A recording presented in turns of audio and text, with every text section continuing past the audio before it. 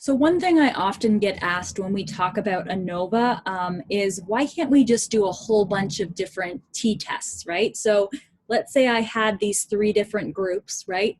I could do a test for the bottom minus the surface. That would be one test. And then I could do the bottom compared to mid-depth. And then what would the last one be? I'd have the surface and mid-depth. Okay, so in order to really go through and do a comparison here, I would have to do three different pairwise comparisons. Okay, and if you did all three, remember that each test has if we're using 95% confidence, it has a 5% chance of an error.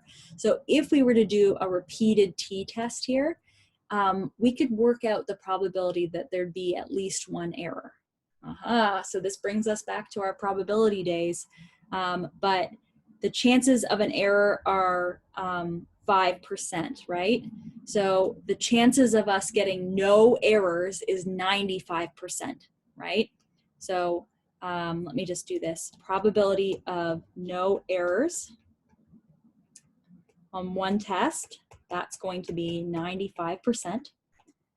So the probability of no errors on three tests is going to be 0.95 to the power of 3. If I want the probability of at least one error,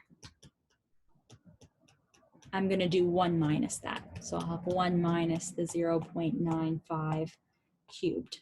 And when I do that, let me just plug that into my calculator really quick.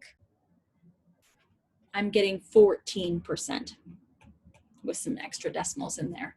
So there's a 14% chance that one of those tests is going to make an error.